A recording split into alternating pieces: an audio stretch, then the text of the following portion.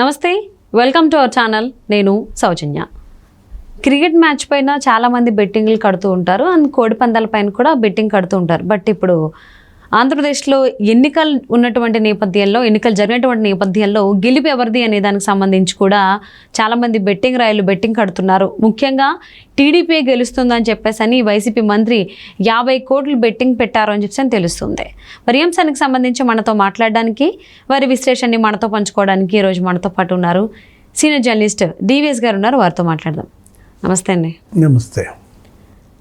So బెట్టింగ్లు అనేది ప్రతి చోట ఉంది. ఇంతకుముందు కోడి పందాల్లోనూ క్రికెట్లోనూ ఉండేది, ఇప్పుడు అది పొలిటికల్గా కూడా రావడం జరిగింది.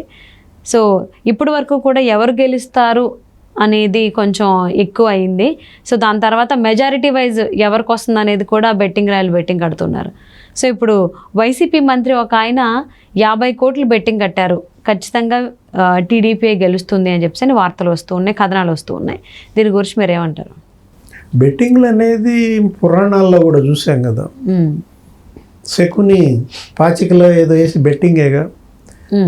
అప్పుడు బెట్టింగ్లో అదే కదా, ఏది భార్యను కూడా బెట్టింగ్ పెట్టిన జాతి కదా.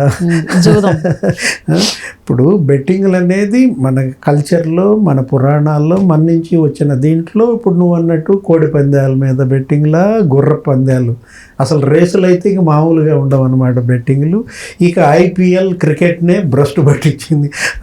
ఆ అభ్యర్థుల మీద వాడు 6 కొడతాడు, లేకపోతే వీడు బౌల్డ్ అవుతాడు, ఇట్లా బెట్టింగ్లు కాసుకుంటూ కొంతమంది ఉపాధి పొందుతున్నారు, కొంతమంది. కాకపోతే బెట్టింగ్లు అంటే మరి ఆ టేస్ట్ వేరు అనుకుంటా.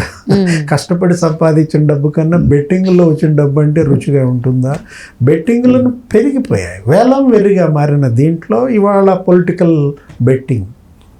ఒక మంత్రి ఎవరో తెలుగుదేశం గెలుస్తుందని 50 కోట్లు పెట్టాడు.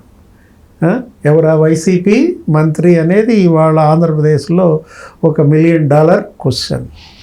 వైసీపీ మంత్రులు, మాజీ మంత్రులు బెట్టింగ్ డాన్స్ ఎవరున్నారు? అనిల్ కుమార్ యాదవ్ అంటారు.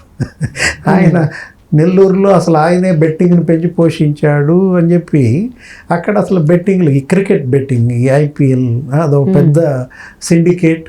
అక్కడే ఏ విధంగా నెల్లూరులో అనిల్ కుమార్ యాదవ్ ఆయన ఆ బెట్టింగ్ల నుంచే ఎదిగాడంటారు. ఆయన కాసాడా మరి 50 కోట్లు? ఆయన నర్సరాపేటలో క్యాండిడేటు.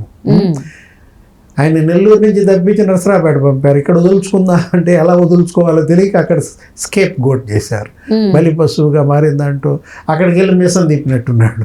అక్కడ పల్నాడాళ్ళు వాళ్ళు మామూలు వాళ్ళు కాదు. ఇప్పుడు తనే కంటెస్ట్ చేసిన పరిస్థితుల్లో తనే అభ్యర్థిగా ఉండి ప్రత్యర్థి పార్టీ గెలుస్తుందని బెట్టింగ్ పెట్టాడు అనుకో.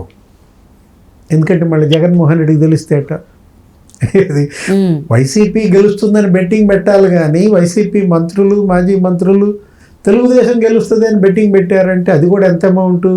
50 కోట్లు అంట. అంటే తెలుగుదేశం గెలుస్తుంది, బీజేపీ జనసేన గెలుస్తుందని ప్రజల్లోకి బలంగా వెళ్ళింది. 4 నెలల ముందే జగన్మోహన్ రెడ్డి ఓటమిని ఒప్పుకున్న దీంట్లో ఇక కొత్తగా బెట్టింగ్లు ఇవన్నీ కూడా అవసరం లేదు. కానీ ఇప్పుడు ఈ మాజీ మంత్రి ఎవరై ఉండొచ్చు, లేదు మంత్రి ఎవరై ఉండొచ్చు అంటే బెట్టింగ్లో ఇంకెవరున్నారు? బాలినేని శ్రీనివాసరెడ్డి, ప్రకాశం జిల్లా ఒంగోలు బెట్టింగ్ స్టారా, బెట్టింగ్ రత్న. వాలంటీర్లకు ఇచ్చారు ఏంటి? వాలంటీర్ రత్న, వాలంటీర్ వజ్ర, ఏదో సేవారత్న, సేవా వజ్ర, ఇలాంటి అవార్డులు అనమాట. అట్లా వీళ్ళకు కూడా ఇద్దామా? బెట్టింగ్ రత్న, బెట్టింగ్ వజ్ర ఎవరు? బాలినేని శ్రీనివాసరెడ్డి. ఆయన బెట్టింగ్ కోసం మరి ప్యాకాట్ అనుకుంటాను, ఏది అటు వెళుతుంటారు ఎక్కువగా, ఎటు సిలోన్ గిలోన్ వెళ్తాడని వేరే దేశాలకు, ఇతర ప్రాంతాలకు కూడా వెళ్ళి ఆయన పెద్ద జూదగాడు అంటారు. జూదాన్ని పెంచి పోషించటం. బాలినేని శ్రీనివాసరెడ్డి అవుతాడా? ఆయన కూడా క్యాండిడేటే అసెంబ్లీకి, ఇక్కడ ఒంగోలులో. మరి ఆయనే తెలుగుదేశం గెలుస్తుందంటే ఆయనకి జగన్మోహన్ రెడ్డికి ఈ మధ్య పట్టలేదు. పెద్ద హోరా హోరీ నడిచింది. ఏది? ఒంగోలు ఎంపీగా మాగుంట శ్రీనివాసరెడ్డికి ఇవ్వాల్సిందే అని పట్టుబడితే అసలు నేను కంటెస్ట్ చేయను లేకపోతే అన్నాడు.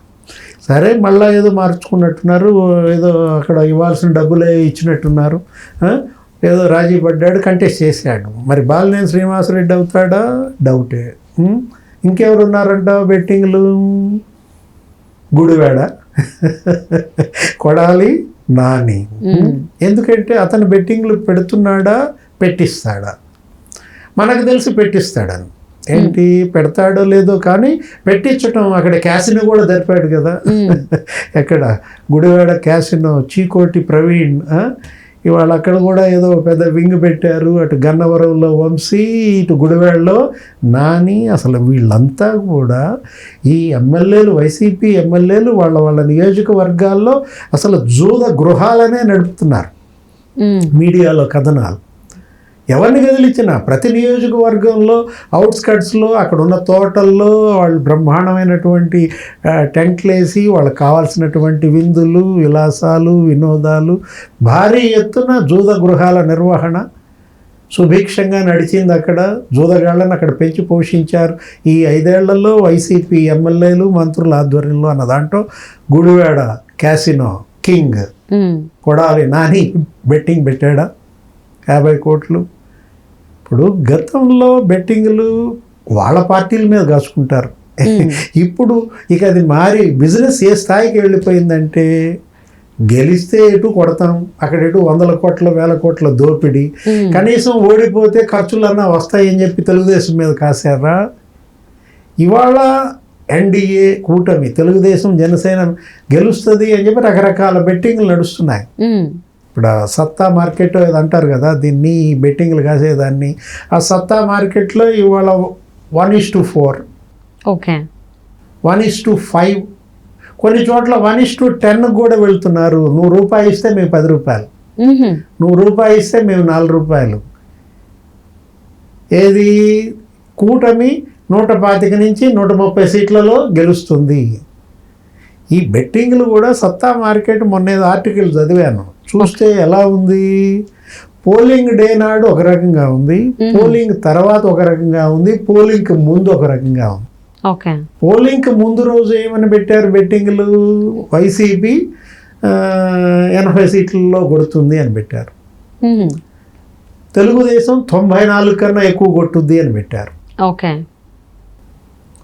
ఆ తర్వాత పోలింగ్ నాడు 80 నుంచి ఎంతకు పడిపోయింది, వైసీపీ 70కి పడిపోయింది. వైసీపీ 70కి మాత్రమే వాళ్ళు వచ్చారు బెట్టింగ్లు. అది 94 మీదే ఉంది ఏది తెలుగుదేశం. నెక్స్ట్ ఇప్పుడు ఎలక్షన్ అయిపోయింది, ఒక వారం 10 రోజులు అవుతుంది. ఈ ఎలక్షన్ అయిపోయిన వారం రోజులకి ఏమైంది, 74 నుంచి కూడా వైసీపీ ఏమైంది 64కి, ఇప్పుడు 40కి పడిపోయింది. వైసీపీ గ్రాఫ్ ఏమో downfall, Telugu Desam Janasena BJP graph ఏమో పెరుగుతూ వస్తున్న. దీంట్లో అంటే బెట్టింగ్లే ఇవాళ పీపుల్ పల్స్గా మారాయి. ప్రజల నాడిని బట్టే బెట్టింగ్లు బట్టి ప్రజల నాడి కాదులే. ఏది మొన్న వేసినటువంటి ప్రజల తీర్పు, ప్రజల్లో వచ్చినటువంటి ఆ వ్యతిరేకత చూసి ఈ బెట్టింగ్ వాళ్ళు విపరీతంగా బెట్ చేస్తున్నారు. మెజారిటీల మీద బెట్టింగ్ పెడుతున్నారు. అవును, పిఠాపురంలో పవన్ కళ్యాణ్కి ఎంత మెజారిటీ వస్తుంది?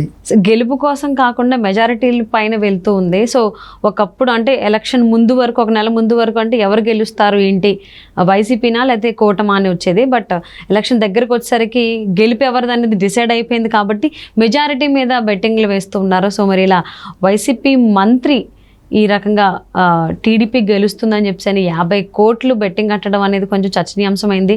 ఇంకా ఎవరా మంత్రి అనేది పేరు ఇంకా బయటికి రాలేదు. చూద్దామండి ఎవరో ఏంటి అనేది రాబోయేటువంటి రోజుల్లో. Thank you so much TVS గారు. నమస్తే.